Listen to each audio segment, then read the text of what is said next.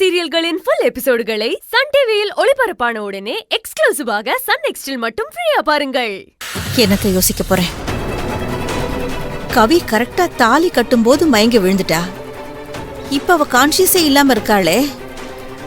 மாப்பிள்ள தாலி கட்டிருப்பாருன்னு தானே அவ நினைச்சிருப்பா. அவ கான்சியஸ் வந்து கண்ணு முடிக்கும் போது அவ கழுத்துல தாலி இல்லனா துடிச்சு போயிட மாட்டா. அதத்தான் எப்படி சமாளிக்கிறதுன்னு தெரியல பத்மா. அதுவும் இல்லாம இவங்கெல்லாம் சடங்கு சம்பிரதாயம் அது இதுன்னு சொல்லி கல்யாணத்தை தள்ளி போட்டுக்கிட்டே இருப்பாங்க. கல்யாணம் எப்போனே தெரியாம போயிடும். அதனால அதுக்கு ஏதாவது ஒரு முடிவு கட்டணுமே. அதுக்கு இப்ப என்னக்கா பண்ண போற? இரு வரேன்.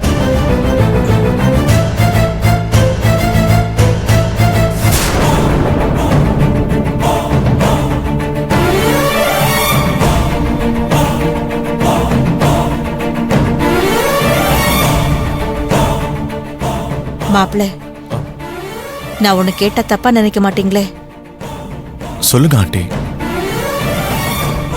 இல்ல, மண்டபத்துல நீங்க தாலி கட்டுற நேரத்துல கவி மயங்க விழுந்துட்டா.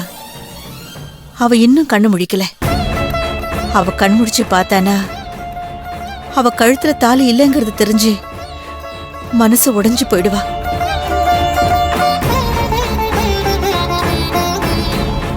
அவ கண் முழிக்கும் போது அவ மனசு வேதனைப்படுற மாதிரி இருக்க கூடாதுல்ல.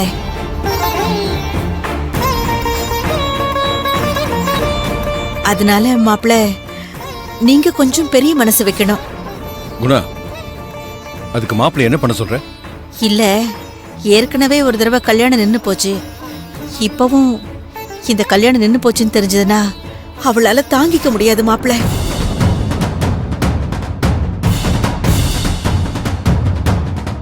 ஒரு பொண்ணா அவ இடத்துல இருந்து பார்த்தாதான் அந்த வேதனை எல்லாம் புரியும்.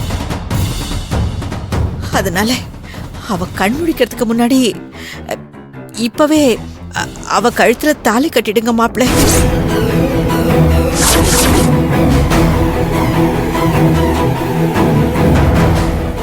என்ன ஆண்டி சொல்றீங்க?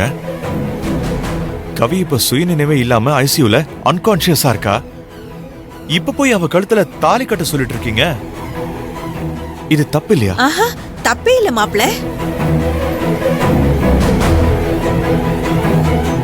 அவ கண் முழிச்சதும் அவ கழுத்துல தாலி இல்லன்னு தெரிஞ்சதுன்னா அவ மனசு உடைஞ்சிருவா மாப்பிள்ள.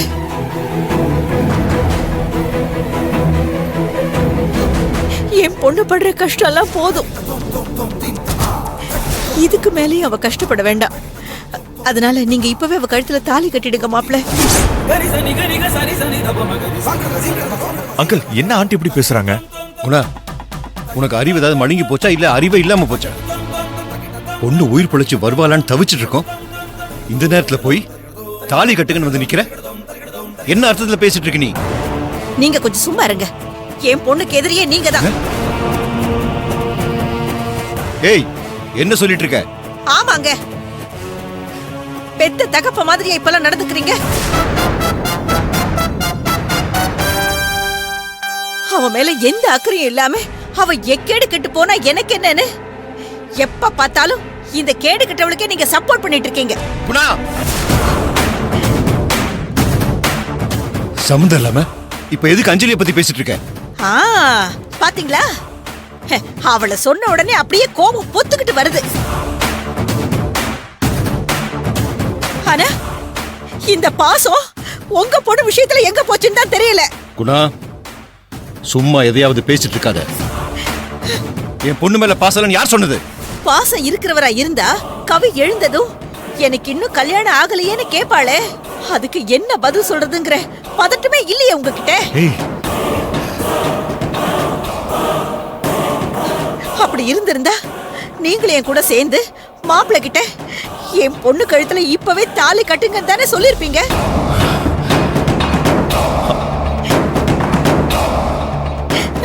அதை விட்டுட்டு என்ன அறிவு கட்டவளே, புத்தி மழுங்கி போச்சான்லாம் கேட்டுட்டு இருக்கீங்க.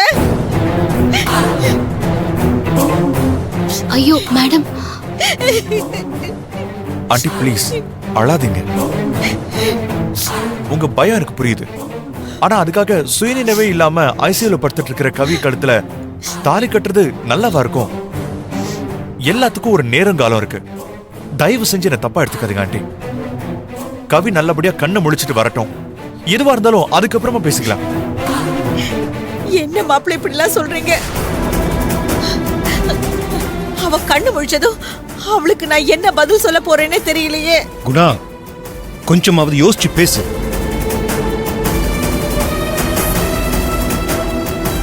கல்யாணம் நின்னு போனது எல்லாருக்குமே தெரியும். இப்ப யாருக்குமே தெரியாம ஹாஸ்பிட்டல்ல வச்சு தாலி கட்டினா 4 பேர் கேள்வி கேட்க மாட்டாங்களா?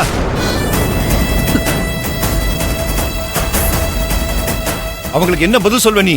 எனக்கு 4 பேர்லாம் தேவையில்லைங்க. எனக்கு என் பொண்ணுதான் முக்கியம். அவ எழுதி என்ன கேள்வி கேட்டா நான் என்ன பதில் சொல்லுவேன்? சொல்லுங்க.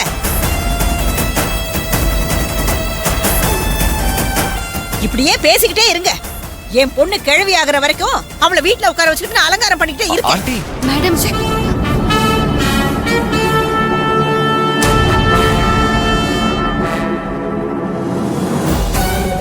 மாப்பிள்ள, தப்பா எடுத்துக்காதீங்க மாப்பிள்ள. 2 நாளா அவ சரியா சாப்பிடல, தூங்கல. அதான் என்ன பேசுறோம்னு தெரியாம லூசு மாதிரி உளறிட்டு போறான். இதெல்லாம் நீங்க பெருசா எடுத்துக்காதீங்க மாப்பிள்ள. சரி ஓகே உட்காருங்க.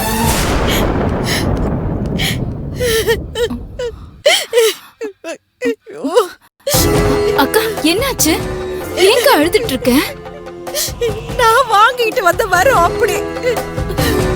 எனக்கு எதிரி வெளியில இல்லவே இல்ல.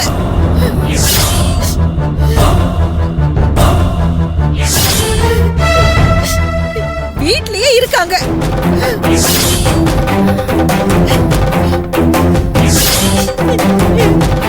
அதுவும் என் வீட்டுக்காரரே எனக்கு எதிரியா இருக்காரு.